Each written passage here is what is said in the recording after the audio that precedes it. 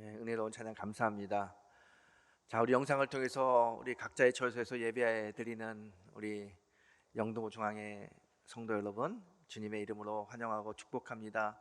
우리 각자의 처소에서 여러분 식구들끼리 예배 드리고 있을 텐데, 그래도 고개를 들려서 남편과 아내가 또 부모와 자녀들이 함께 서로 축복했으면 좋겠습니다. 우리 한번 축복해 볼까요? 사랑하고 축복합니다. 여러분, 사랑하고 축복합니다. 오늘 이 영상을 통해서 우리가 함께 예배하지만 이 예배 가운데서도 우리 하나님이 함께 하시고 우리들에게 하나님께서 예비하신 큰 은혜와 능력을 우리에게 부어 주실 줄 믿습니다.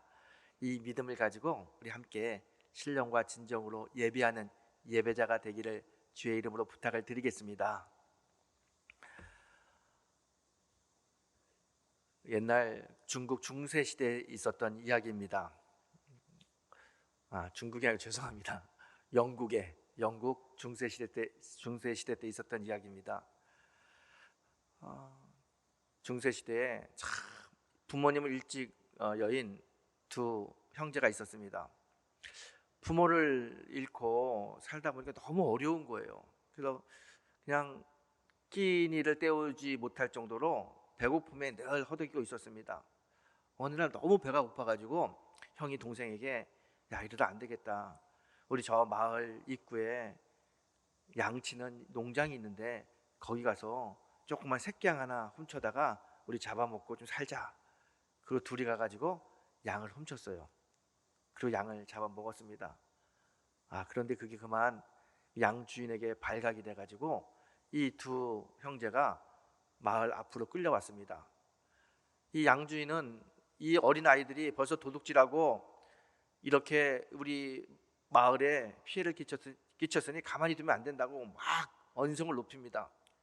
결국 그래서 그 아이들에게 양을 훔친 도둑놈, sheep steal이라고 하는 이 S자를 인두로 달궈가지고 이마에다 새겨버렸어요.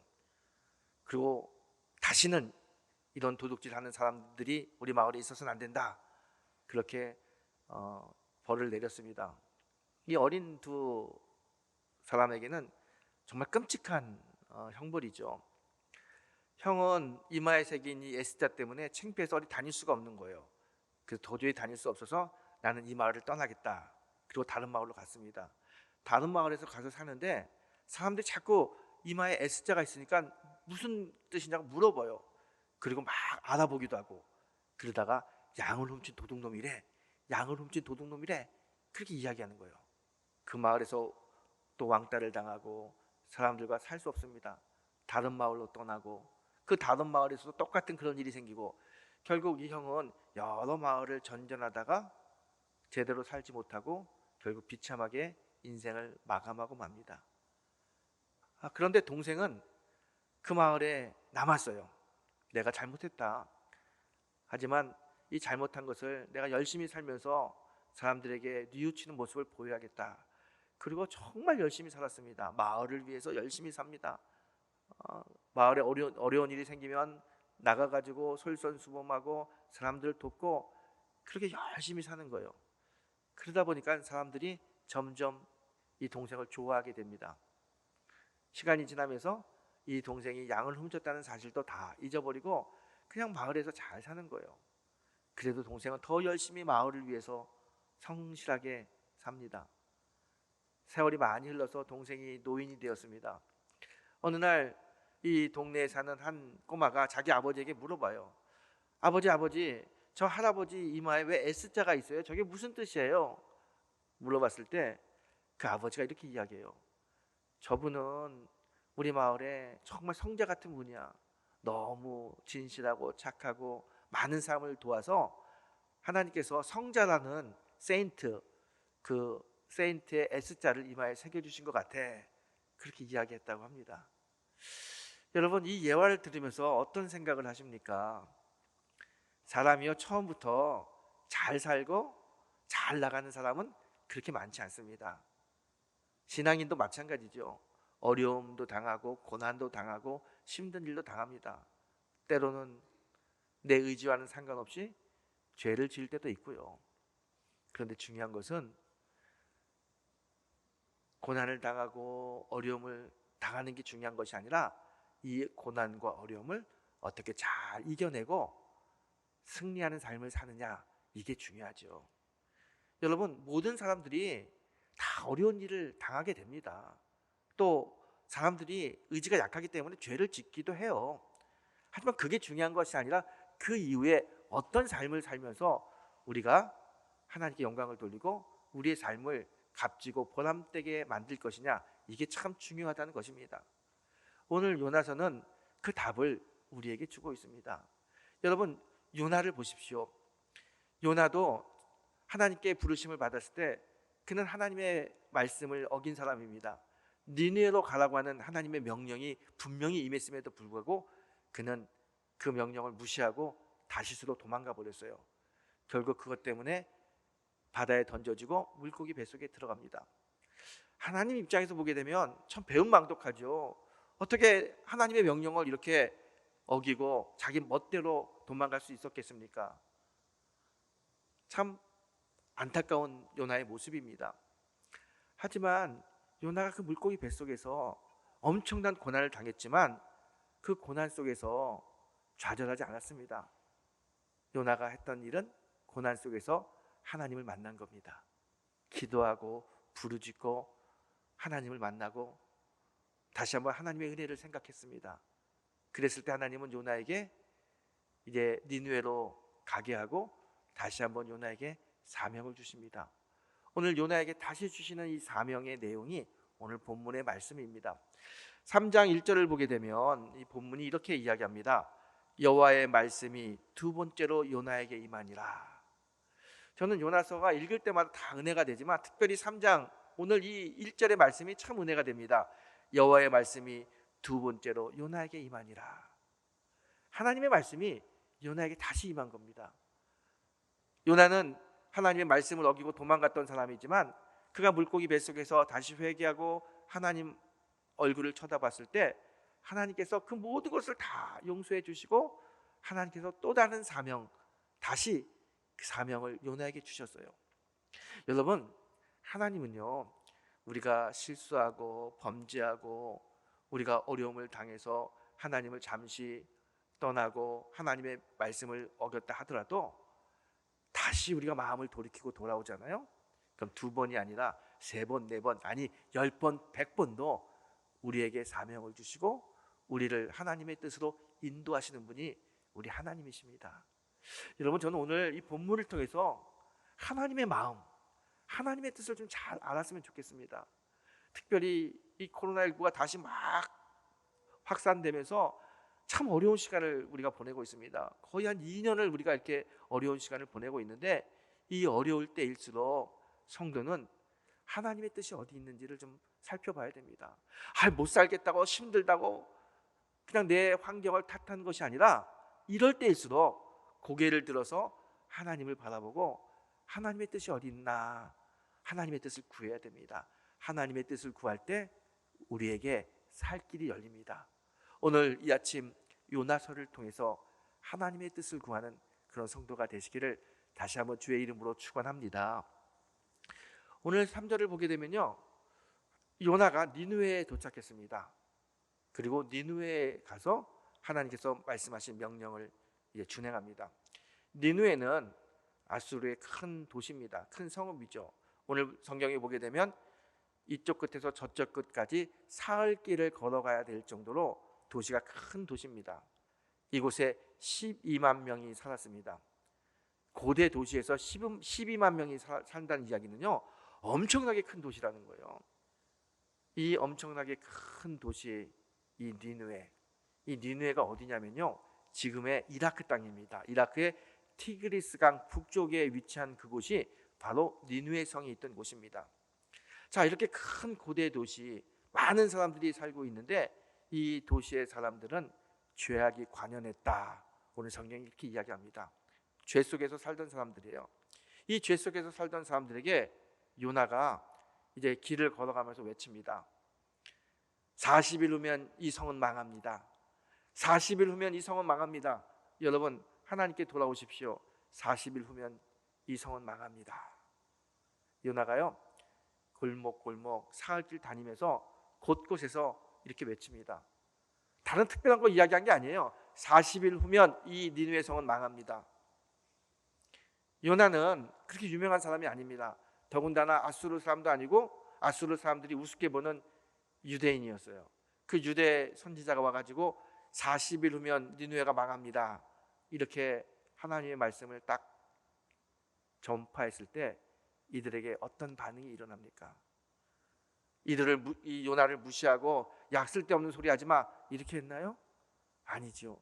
오늘 성경은 분명히 뭐라고 말씀하시냐면 이 니느웨 성 사람들이 자복하고 회개하고 금식을 선포하고 하나님께 돌아왔다라고 이야기합니다. 5절의 말씀입니다. 니느웨 사람들이 하나님을 믿고 금식을 선포하고 높고 낮은 자를 막론하고 굵은 베옷을 입은지라 그래요. 이 요나의 이야기를 들은 이 니느웨 사람들이 높고 낮은 자를 다 막론하고 굵은 베옷을 입었다는 거예요. 이 굵은 베옷이라는 것은요, 고대 죄인들이 입던 옷입니다. 자신들이 굵은 베옷을 입었다는 이 말은 우리가 죄인입니다, 내가 죄인입니다, 이렇게 고백하는 거예요. 그게 니느웨 사람들 그냥 가난하고 힘든 평범한 사람들만 했느냐? 그게 아니에요. 높고 낮은 자. 6절에 보게 되면요, 이렇게 이야기합니다. 왕이 보좌에서 일어나 왕복을 벗고 굵은 베옷을 입고 재앉으니라. 왕도 왕복을 벗어버리고 굵은 베옷, 나는 죄인입니다, 이 옷을 입고 그냥 회개하고 자복했다는 거예요. 그러면서 이 왕이 선포하죠. 니느웨에 있는 모든 사람들이 선포합니다. 여러분, 우리의 죄를 뉘우치고 하나님을 바라보십시오. 우리가 지금 하고 있는 모든 악행을 다 멈추고 하나님께로 나오십시오. 금식을 선포해요. 아니, 성경에 보게 되면 사람들에게만 한 것이 아니라 니느웨에 있는 모든 그 짐승들에게도 베옷을 입히고 금식하고 선포했다라고 이야기하고 있습니다. 철저하게 니느웨 백성들이 회개하고 하나님 앞에 나오는 내용을 우리가 오늘 3장을 통해 가지고 잘 알 수 있습니다. 이 결과 어떤 일이 벌어지나요? 40일 후에 니느웨가 망했습니까? 망하지 않았습니다. 니느웨가 절대로 망하지 않았습니다. 여러분, 오늘 이 본문을 통해서 우리가 하나님의 마음을 알 수 있어요. 여러분, 이 요나가 거기 가서 40일 후면 니느웨가 망합니다 외쳤습니다. 하지만 한번 생각해 보세요. 요나는 아수르 사람들 싫어해요. 그래서 니느웨로 가라고 하는 하나님의 명령을 어기고 다시스로 도망갔던 사람 아닙니까? 그가 물고기 뱃속에서 회개하고 니느웨로 왔지만 그래도 여전히 그의 마음속에 이 니느웨 사람들을 긍휼히 여기고 사랑하는 마음은 그렇게 크지 않았을 겁니다. 그 니느웨 사람들을 긍휼히 여기는 마음이 크지 않은 이 요나가 다니면서 40일 후면 니느웨가 망합니다, 망합니다, 이렇게 외쳤어요. 그랬더니 그 소리를 듣고 사람들이 회개하고 하나님께 나옵니다. 이건 요나가 능력이 있어서 했던 일이 절대로 아닙니다. 요나의 말로 이 사람들이 이렇게 변화된 게 아니에요.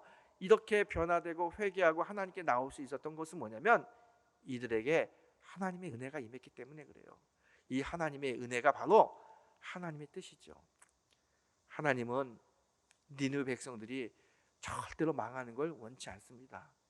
비록 그들이 죄를 짓고 하나님의 말씀과 어긋나는 삶을 살고 있는 그 모습을 보면서도 하나님의 마음은 그럼에도 불구하고 이들이 다시 회개하고 나에게 돌아왔으면 좋겠다, 내가 이들을 좀 살렸으면 좋겠다, 이들뿐만 아니라 여기에 있는 모든 생명들을 다 살리고 싶다는 하나님의 마음이 여기에 잘 녹아 있는 겁니다.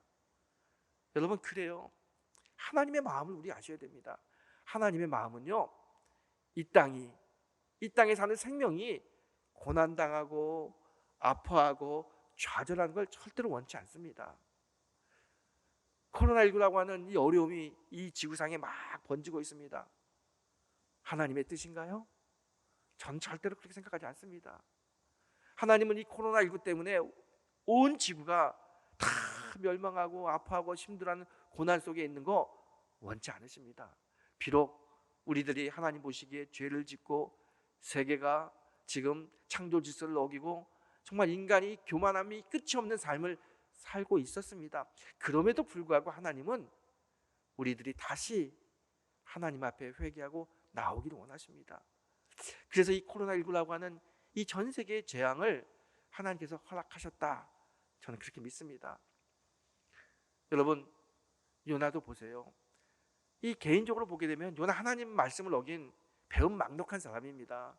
그가 바다에 던져졌을 때 그냥 거기서 그의 인생을 끝나게 할 수도 있어요. 하나님은 왜?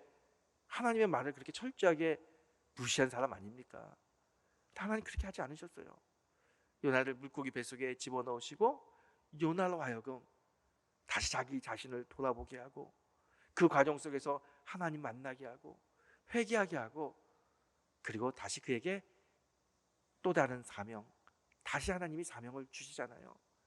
이 요나나 니느웨 백성이나 오늘 본문을 보게 되면 하나님의 뜻을 우리가 잘 알 수 있습니다. 하나님의 뜻은 분명합니다. 이 땅이 하나님의 백성이 멸망하는 걸 원치 않습니다. 어려움 속에서 고통 속에서 하나님은 하나님의 백성이 다시 한번 자기 자신을 돌아보고 하나님께 나오기를 원하신다는 거예요. 분명한 하나님의 메시지입니다. 저는 우리 성도들이 이 시대에 다시 한번 우리 자신을 좀 돌아보고 하나님 앞으로 나왔으면 좋겠어요. 요나가 물고기 뱃속에서 하나님을 쳐다보고 하나님 앞으로 나왔듯이 니느웨 백성들이 요나의 말을 듣고 철저하게 굵은 베옷을 입고 나는 죄인입니다 회개하고 자신들을 돌아보며 하나님 앞에 나왔듯이 오늘 우리도 다시 한번 우리 자신을 돌아보고 하나님 앞에 나오는 그런 은혜가 있게 되길 주의 이름으로 부탁을 드리겠습니다. 여러분, 우리가 하나님 앞으로 다시 나온다, 자기 자신을 돌아본다, 이 말을요 신학적으로 뭐라고 이야기하냐면 회개라고 이야기합니다. 회개하는 거예요. 회개는 자기 자신을 돌아보면서 하나님 앞에서 자기의 죄를 뉘우치고 또 자기의 잘못을 인정하고 내가 이렇게 살지 않겠습니다 다시 결단하고 하나님 앞으로 나오는 것, 자신의 죄의 삶 속에서 돌이켜서 하나님이 원하는 삶으로 돌아가는 것, 이게 바로 회개입니다. 회개. 오늘 본문을 통해서 성경이 말씀하고 있는 것은 뭐냐면요, 다시 한번 우리 백성들이, 우리 성도들이 하나님 앞에서 회개하자는 거예요. 회개해야 된다는 겁니다. 여러분, 이 회개라는 것은요 우리가 참 잘 알고 있는 말이고요, 많이 들었단 말입니다. 회개하셔야 됩니다. 회개가 필요합니다.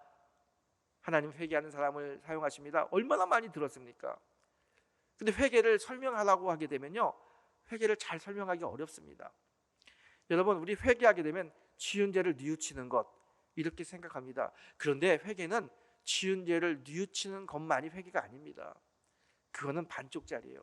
진짜 회개는 지은 죄를 뉘우치고 자신의 삶을 돌이켜서 하나님이 원하는 삶으로 다시 나가는 것, 이게 진짜 회개입니다. 그냥 뉘우침으로 끝나면 그건 회개가 아니에요. 삶이 바뀌는 것, 하나님이 원하는 삶으로 돌아가는 것, 이게 진정한 회개라는 겁니다. 예수님의 제자 중에 베드로와 가룟 유다가 있습니다. 똑같이 예수님의 제자고 3년 동안 예수님을 섬겼던 사람들입니다. 그런데 이들이 예수님이 십자가에 돌아가실 때 두 사람 다 똑같이 예수님을 배반한 사람들입니다. 가룟 유다는 은 30냥에 예수님을 팔았어요. 예수님이 십자가에 못 박히는 그 광경을 보면서 아, 내가 잘못했구나, 뉘우칩니다. 뉘우쳐요. 그런데 그가 뉘우침으로 끝납니다. 자신의 삶을 돌이키지 못했어요. 결국 어떻게 됩니까?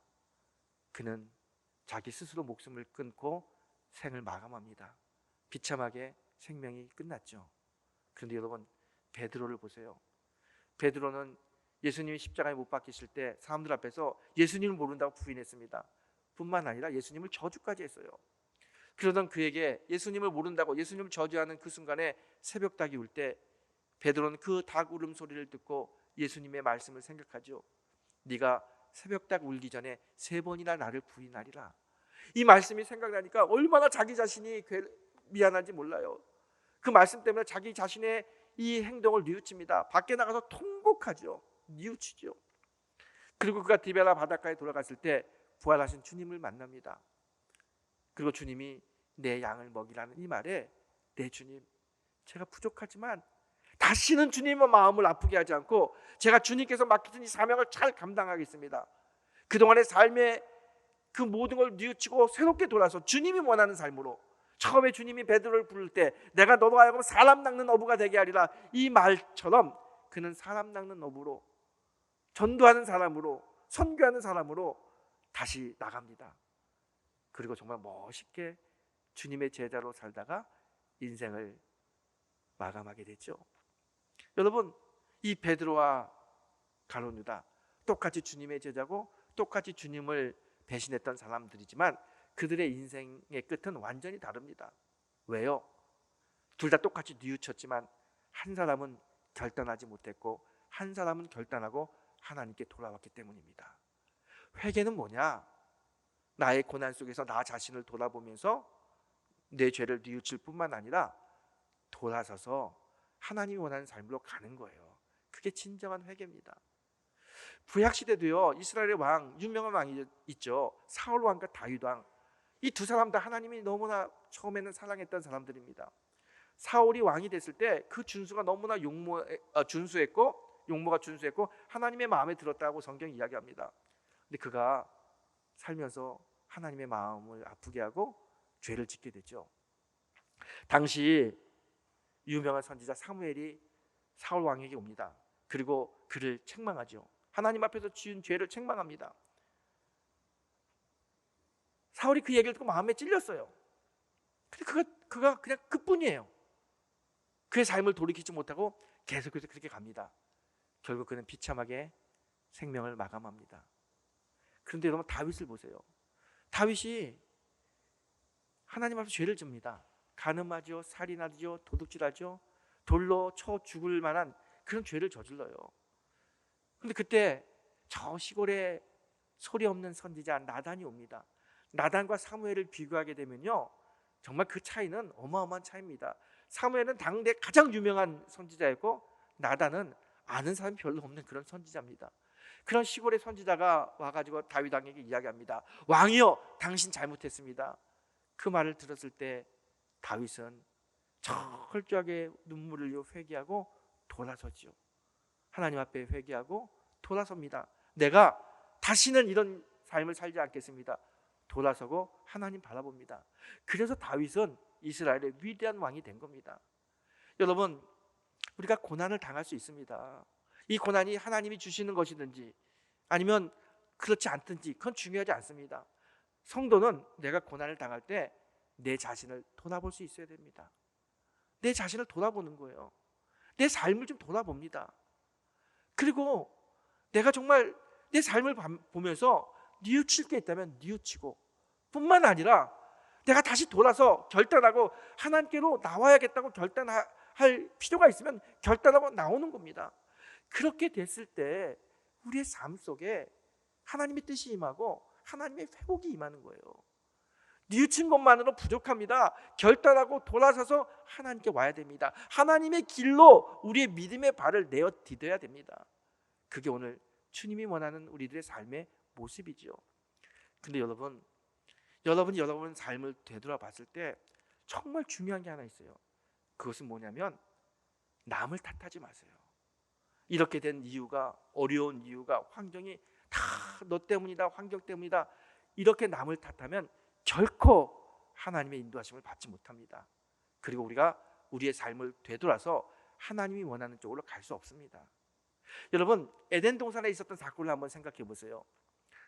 아담이 하나님이 먹지 말라는 선악과를 따먹었습니다. 하나님이 아담에게 물어봅니다. 네가 왜 선악과를 따먹었느냐? 하나님 죄송해요, 제가 잘못했어요, 이렇게 이야기해야 되는 게 정상 아니에요? 그런데 아담은 하나님이 만드신 여자 하와가 이 사과를 나에게 줬습니다, 이 선악과를 나에게 줬습니다, 핑계를 대요. 하나님 하와에게 물어봅니다. 네가 왜 선악과를 먹었느냐? 하나님이 만드신 뱀 때문입니다. 전부 다 남 때문이라 그러잖아요. 결국 그들의 삶이 어떻게 됩니까? 에덴 동산에서 쫓겨나죠. 여러분, 우리가 하나님 앞에 내 자신을 돌아볼 때, 특별히 어려움 가운데서 내 자신을 돌아볼 때 반드시 우리가 생각해야 될 게 있는데, 그것은 남을 탓하지 않는 겁니다. 남을 탓하지 않는 겁니다. 요나를 한번 보십시오. 여러분, 요나가요, 큰 풍랑을 만나서 제비를 뽑았어요. 자기가 뽑혔어요. 이 자기가 딱 뽑혔을 때 요나서 1장 12절에 보게 되면 요나가 이렇게 고백합니다. 나를 들어 바다에 던지라. 그리하면 바다가 너희를 위하여 잔잔하리라. 너희가 이 큰 폭풍을 만난 것이 나 때문인 줄을 내가 아노라. 요나의 이야기 들어보세요. 나를 바다에 던지세요. 지금 큰 풍랑이 일어나는데 이 풍랑이 일어난 이유가 뭐냐면 바로 나 때문입니다. 나 때문. 나를 바다에 던지면 당신들은 안전할 겁니다. 요나가 자기가 제비를 뽑혔을 때 남 탓, 다른 탓, 내가 니네 사람들이 미웠어요, 환경을 탓하고 그러지 않아요. 그냥 나 때문입니다. 그래, 나 때문입니다. 나 때문이라고 인정했을 때 요나도 살았고 풍랑이 잠잠하면서 배에 탔던 모든 사람들이 다 살았습니다. 모든 사람이 다 살았어요. 여러분, 지금 이 코로나19 이 어려운 시대를, 이 고통의 시대를 살아갈 때 정말 필요한 우리 성도의 자세는 요나와 같습니다. 나 때문입니다. 내가 하나님 앞에 바로 서지 못했습니다. 우리 교회가 하나님 앞에 바로 서지 못했습니다. 우리 성도들이 이 창조 질서를 막 깨면서 하나님 앞에 바로 서지 못했습니다. 나 때문입니다. 이렇게 될 때 하나님의 회복의 은혜가 임합니다. 누구 때문입니다. 누구 때문입니다. 핑계 대지 마세요.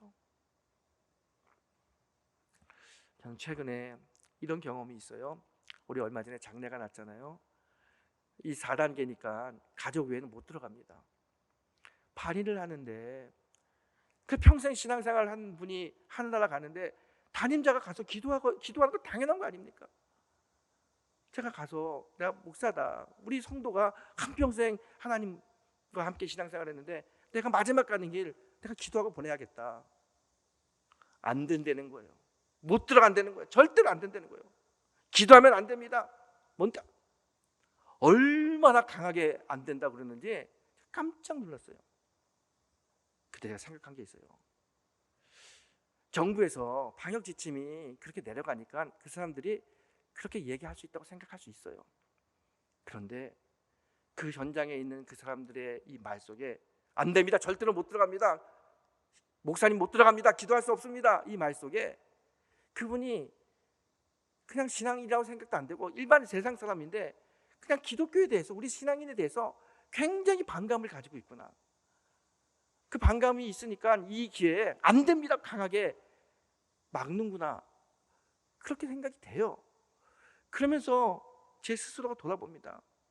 우리 기독교인들이, 특별히 우리 한국의 성도들이 그동안 일반 이 많은 백성들과 많은 사람들과 어떤 관계를 맺었는지 좀 깊이 생각해 봅니다. 아니, 보통 사람 같으면 한평생 교회 생활 했던 분입니다. 제가 담임 목사입니다. 제가 잠깐 기도하고 보낼게요. 아무리 방역 지침이 그렇다 하더라도 목사님, 방역 지침이 그렇지만 빨리 짧게 하세요. 보통 이렇게 얘기할 텐데 안 됩니다. 한 명이 아니고 이 지난주에 장례가 여러 군데 있었잖아요. 똑같이 반응을 해요. 정말 우리가 이제는 이 고통 속에서, 이 어려움 속에서 우리 자신을 좀 돌아봐야겠구나. 나 자신을 돌아봐야겠구나. 목사로서 나의 자신의 삶, 장로님은 장로님으로서의 내 자신의 삶, 권사는 권사로서의 내 자신의 삶, 집사는 성도는 성도로서 내 자신의 삶을 좀 돌아봤으면 좋겠습니다. 그리고 누구 때문입니다. 누구 때문입니다. 핑계 대지 마세요. 나 때문입니다. 하나님, 나 때문입니다. 우리가 이렇게 내 자신을 하나님 앞에 그대로 솔직하게 고백했으면 좋겠습니다. 오늘 요나가 나 때문입니다 고백합니다. 오늘 니느웨 백성들이 선포하죠. 내가 죄인입니다. 그리고 왕이 어떻게 선포합니까? 우리 백성들, 모든 사람들 이 악행에서 손을 떼고 다른 길로, 이 길을 떠나라, 악행의 길을 떠나라 선포하잖아요. 결단하잖아요. 그렇게 됐을 때 니느웨의 구원의 길이 열렸고요. 요나가 나 때문입니다 이렇게 고백했을 때 어떤 일이 벌어집니까? 그가 물속에 던져졌습니다. 물에 빠졌어요. 그런데요, 여러분 보세요. 성경에 보게 되면 요나서 1장 17절에 뭐라고 이야기하냐면, 요나가 물에 딱 던져졌을 때 이렇게 이야기합니다. 여호와께서 이미 큰 물고기를 예비하사 요나를 삼키게 하셨으므로 요나가 밤낮 3일을 물고기 뱃속에 있으니라. 요나가 물에 던져지는 그 순간에 성경이 뭐라고 이야기하냐면 하나님께서 이미 큰 물고기를 예비하셨다 그래요. 하나님이 예비하셨다. 물고기를 예비하셔서 요나를 삼켜서 요나가 물속에 빠져 죽지 않도록 하나님이 인도하셨다는 거예요. 요나가 철저하게 내 잘못입니다 회개하고 하나님께 나아갔을 때 하나님은 요나의 삶을 예비하셨어요. 그리고 물고기 뱃속에서 다시 회개하게 하시고 다시 사명 주시고 다시 위대한 선지자로 사용하십니다. 여러분, 하나님은요, 이 어려운 고통 속에서 우리가 다 여기서 그냥 멸망하고 힘들어하고 좌절하고 그렇게 살기 원치 않아요. 이미 하나님은 이 고통 속에서 우리가 살 길을 예비해 두시고 계셔요. 하나님 예비해 두신 분이에요. 큰 물고기를 예비하면서 물에 빠질 요나를 생각하셨듯이 이 코로나19의 어려운 속에서도 하나님은 다 우리의 살 길을 예비하시고 기다리고 계셔요. 우리들이 하나님 앞에 다시 돌아오기만 한다면, 다시 우리가 결단하고 믿음대로 살겠다고 결단하고 하나님 앞으로 나오기만을 기다리고 계십니다. 그러면 이 모든 어려움과 고통이 다 하나님의 은혜 가운데 해결될 줄 믿습니다. 우리 하나님은 이런 분이에요. 이런 분. 여러분, 구약시대에 사르밧 과부의 이야기가 있습니다. 3년 6개월 동안 가뭄이 들어서 먹을 게 없어요. 이 사르밧 과부의 집에는 밀가루 한 움큼과 기름 조금 있어요. 이 과부가 마지막으로 나무 주워다가 이거 빵으로 아들하고 구워 먹고 그냥 죽으려고 했어요. 그때 엘리야를 만납니다. 엘리야가 그 과부에게 이야기하죠. 그 빵을 만들어 나에게 가지고 와라. 이 사르밧 과부가 그 떡을 만들어서 엘리야에게 줬습니다. 그리고 어떤 일이 벌어집니까?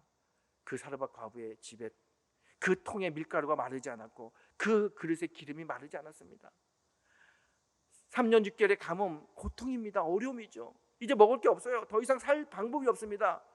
정말 큰 아픔이고 고통입니다. 이 사르밧 과부에게는 그냥 이거 먹고 남은 거 먹고 죽을 그런 생각만 할 뿐입니다. 그런데 하나님은 그 여인에게 엘리야라고 하는 살 길을 예비해 두셨어요. 엘리야를 보내고 만나게 하시고 역사를 이루십니다.